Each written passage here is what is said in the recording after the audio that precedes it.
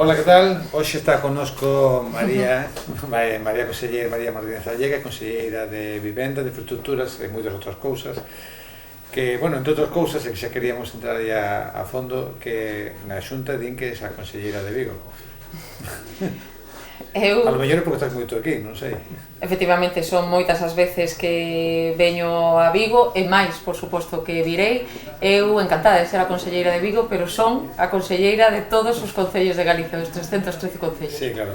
Bueno, a consellería ten o pilar que é a historia da vivenda, ¿no? Que para moitos, e creo que supoño que tamén para a Xunta, é o primeiro problema en Galicia e desde logo en Vigo, con 7.000 demandantes registrados. Efectivamente, somos moi conscientes desta preocupación, da preocupación que teñen os galegos e as galegas. De feito, temos unha folla de ruta moi clara que estamos a traballar nela, como ben sabes, tanto no que é a construción de vivenda, como o desenvolvemento de solo, como noutras medidas excepcionais para incrementar o número de vivendas disponibles no mercado. Concretamente aquí en Vigo, a aposta é brutal. A maior inversión de toda a comunidade autónoma estamos a facer en Vigo. Soamente para o ano 2026, en materia de vivenda, entre o Instituto Galego de Vivenda Solo, a Consellería e Vipugal, son 100 millóns de euros soamente para o Concello de Vigo e soamente para a vivenda.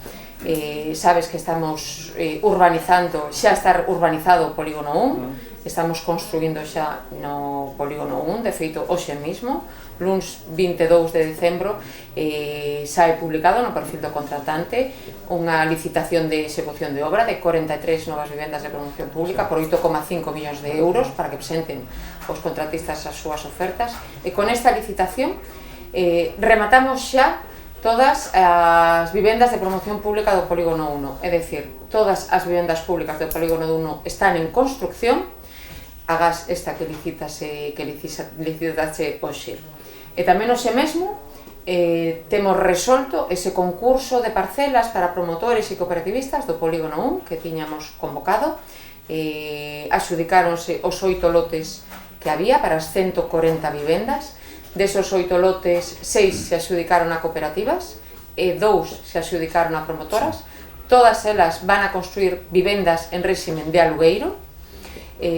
Para que fagamos unha idea desta oferta pública que fixemos, estos concursantes que gañaron pagarán entre 2 e 4 euros o ano por cada vivenda, porque o que queremos é que se construa a vivenda e dar todas as facilidades máximas posibles.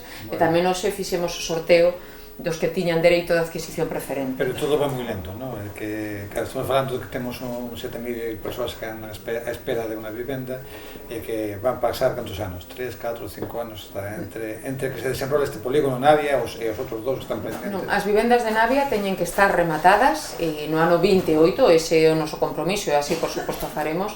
É certo que os inicios sempre son complicados, é certo que tamén é máis complicado aínda, os agrava porque estamos urbanizando e edificando a vez, estamos simultaneando urbanización e edificación e sempre ten maior complexidade, pero agora unha vez que xa está realizado todo o que son, se me permites, as excavacións correspondentes nestes bloques de edificios e que xa se empeza a traballar en superficie moito máis sinxelo. Por outra banda tamén hai que destacar que temos un sector da construcción que está moi implicado e imos, como non pode ser de outro modo, man a man, traballando arreo.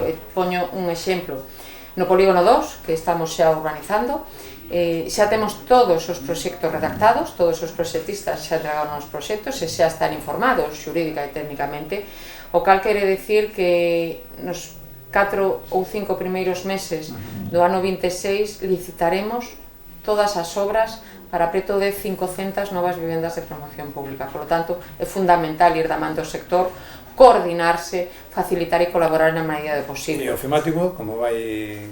A Navia está máis ou menos avanzando, aunque ainda vai para longo, dicen que no 2028 estarán xa habitados, pero como estará o ofimático?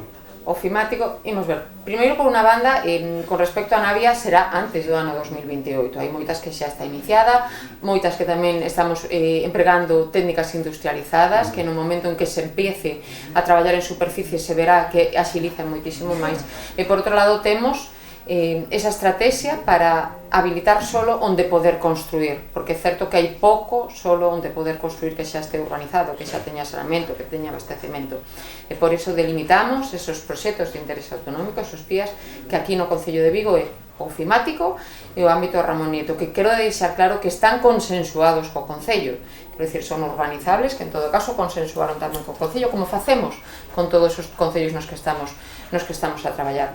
Do ámbito do ofimático, que o primeiro que lanzamos xa temos recibido un informe favorable de medio ambiente. Que supone isto? Que cos adecuacións correspondentes aprobaremos xa inicialmente ese PIA no mes de xaneiro. Co local, con total seguridade, no vindeiro ano 26 teremos aprobado o proxecto de interés autonómico, estaremos traballando neses proxectos para adquirir o solo e tamén nos proxectos de urbanización paralelos. Por certo, que lle parece a proposta, bueno, proposta non, acaba de anunciar o goberno aquí en Vigo por 67 vivendas da Sareb, que van a ser da empresa pública, esa 47. Teño que dicir que é unha tomadura de pelo absoluto, por varios motivos. Bueno, primeiro, dende a Xunta de Galicia levamos reclamando a cesión gratuita dos inmobles da Sareb, non só en Vigo, senón en toda Galicia, e tamén dos solos da Sareb, e non foron cedidos. Esos inmobles da Sareb primeiro pasaron a SEPES, despois SEPES pasou a ser Casa 47, despois anunciaron e licitaron un contrato de xestión de servicio público por 55 millóns de euros para que portais inmobiliarios e fondos de inversións, que son os que teñen capacidade realmente xestionen esos alugueiros, o cual é unha tomadura de pelo. Pero a maior tomadura de pelo é que desas 67 vivendas que van a sortear en Vigo, falan dun alugueiro asequible, falan de 8,8 euros metro cuadrado.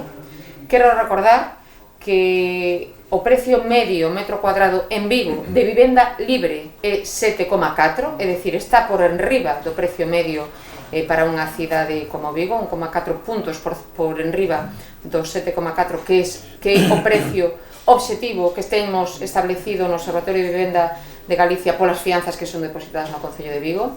Imagínese que se fose unha vivenda protexida, unha vivenda construída por un promotor público, porque se supón que son vivendas que van a ser protegidas, entre comillas, porque non están calificadas. Sería unha media de 5 euros ou 4,9 euros de réxime xeral, pero que se fose unha vivenda da Xunta de Galicia, unha vivenda de promoción pública, o alugueiro está entre 1,20 e 2 euros metro cuadrado. Eso frente a 8,8 euros metro cuadrado. Primeira tomadura de pelo. Segunda tomadura de pelo. Esas vivendas para acceder non tes que ser do Concello de Vigo. Pode acceder calquer cidadano da Península Ibérica.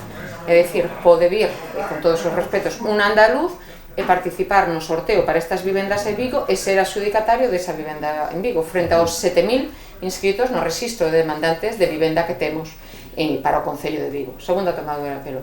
Terceira tomadura de pelo. Establece que garante que o alugueiro non cubrirá máis do 30% do salario bruto. Salario neto, perdón. Eso significa que na meirande parte dos 67 pisos, para poder participar nese sorteo, tes que ter un salario neto mensual de 2.900 euros. Eso é a oferta que está facendo o Goberno Central para facilitar o acceso a nosa cidadanía a vivendas a vivendas. En fin, unha tomadura de pelo. Xestión en manos privadas de portais inmobiliarios e fondos de inversión que son os únicos que teñen capacidade para xestionar todos esos lotes que pretenden sacar. Non nos ceden as comunidades autónomas cando nós, de cederlas, as calificaríamos como públicas con protección permanente. Estas vivendas non teñen calificación de vivenda protegida. É dicir, non están suxeitos a precios máximos de renta e de venta posteriores. Terceiro, para acceder a estas vivendas, na meirande parte dos casos, tens que ter unha renta mensual neta de 2.900 euros e, por outro lado, participan igualmente calquera cidadano con independencia que sexa galego ou sexa do Concello de Vigo. Bueno, vamos con unha cousa de outra banda. A ETEA, cando vai estar rematado? A ETEA, que é un ámbito espectacular, sabedes que ten ámbitos que son titularidade de distintas administracións públicas. O lóxico é que todas as administracións nos coordinemos para facelo. Dende logo, dende a Xunta de Galicia é o que así queremos facer. Teño que dicir e teño que recordar que este mesmo ano acordamos xunto con Zona Franca e o Concello, e así o dixemos públicamente, tamén o alcalde, que formalizaríase o convenio para que ese viario principal, ese PS1, fose executado por Zona Franca, financiado 100% por Xunta de Galicia, e o Concello poría os terrenos a disposición. Aínda estamos esperando esa asignatura. Pola nosa parte, tan pronto supemos que o Concello estaba de acordo con esta proposta, puxémonos a urbanizar o noso ámbito, o ámbito do PS6, que estamos xa en elo, está moi avanzada, e no primeiro semestre, seguramente a finais do primeiro semestre do ano 2026 estará xa urbanizado. De verdade, espero que o alcalde cumpra co que dixo. Me dixo textualmente e persoalmente dalo por feito, está feito, ese convenio vais a asinar do PS1, espero que non se desliga do xa dito. Xa outro convenio, o do túnel de Porto do Sol, do de Beiramar xa non falo, o de Porto do Sol. O túnel del Duallen, de Porto do Sol, nos fixemos todo o que tiñamos que facer, comprometimos a inversión que estaba a solicitar o alcalde, ese 38%, orzamentamos para o ano 2026 a partida correspondente, ten todas as autorizacións pertinentes por parte da Xunta de Galicia, non volvimos a saber nada máis, esperando a que contacte con o noso alcalde. Se tanta a premura, non entendemos por que non contacta. Hai alguna actuación que lle gustaría facer, unha nova en Vigo, unha grande actuación, algo relevante? O primeiro desexo que teño é entregar vivenda pública nova, por suposto, pero tamén vivenda rehabilitada. En ese sentido, teño que dicir que no mes de xaneiro entregaremos unhas vivendas do Consorcio Casco Vello de Vigo, que hai que ter en conta que tamén a rehabilitación do Casco Vello de Vigo é posible gracias á colaboración de Xunta e Concello, e que para o vindeiro plan de actuación para os vindeiros 4 anos na Xunta de Galicia multiplicamos por 4 a inversión que imos facer, 7,1 millóns de euros. Boa falta lle fai. Entón, temos rehabilitado xa 140 vivendas, queremos seguir nesta senda, temos unha planificación para 25 vivendas adicionais que se rehabilitan, e no mes de xaneiro xa entregaremos 2 vivendas calificadas como protegidas aos propietarios que xa son adxudicatarios, e que teño que dicir que visitei persoalmente as vivendas e son espectaculares, citas na Rúa Horta, e tamén estamos a axudar, se me permites, para que se revitalice o Casco Vello con unha liña de axudas que tenemos para comprar vivendas nos cascos históricos. E o Concello de Vigo é un concello que ten solicitado moitas axudas, porque na anualidade de 2025 10 persoas foron beneficiarias de axudas para comprar vivenda no casco histórico de Vigo. É dicir, temos 10 beneficiarios por máis de 110 millóns de euros de axuda que se dieron e que facilitan que tamén se asente poboación no casco histórico. Pois mira, dúas cousas máis, que eso non son a súa competencia, pero son asuntos que lle competen un pouco o seu ámbito. Uno, se falas algún día a Salida Sur? A Salida Sur. Sabedes que as relacións que temos co goberno central son as que son, lamentablemente. Teño que dicir que é unha vergoña, porque esa é a palabra, é unha vergoña, é algo insólito, que tentando contactar con un ministerio para falar de infraestructuras tan necesarias como é a P9 ou a Salida Sur ou moitas outras que temos na nosa comunidade autónoma, non teñamos sequera unha resposta a esas solicitudes de reunión que tiñemos, pero que non son unha falta de respeto a Galicia, senón que agora vemos que nesa unión conxunta que fixemos con Asturias e con Castela e León, esa solicitude conxunta que fixemos tampouco contesta. Polo tanto, temos un goberno que agocha a cabeza e que ademais minte, porque estes días escutábamos ao ministro que non podía facer fronte ao rescate e que xa estaba facendo fronte ás bonificacións. Quere preguntarte por eso tamén, que pasa coa P9? Cando se algún día de titularidade das Xuntas de Galicia, será gratuita ou hai que esperar ou que? Nos niso estamos a ser sempre claros e transparentes. Durante moitísimos anos reclamamos a transferencia desa titularidade para xestionar desde Galicia esa infraestructura, porque é unha infraestructura que nace e morre en Galicia, discurre íntegramente por Galicia e é fundamental. De feito, aquí na área de Vigo son 60.000 vehículos diarios que ten esta autopista, é a máis cara de toda España. Pero é que o pasado ano 2024, coas bonificacións, o incremento das bonificacións que fixo o Estado, unhas bonificacións que, por certo, non se notan no bolsillo dos usuarios, non notan esas bonificacións, segue a ter que pagar moitísimo. Por que? Porque as tarifas incrementanse dun modo exorbitado para a concesionaria. Nos fixemos un estudio do cálculo das bonificacións para o Estado ata o fin do período concesional e do cálculo do rescate. Esa é a pre.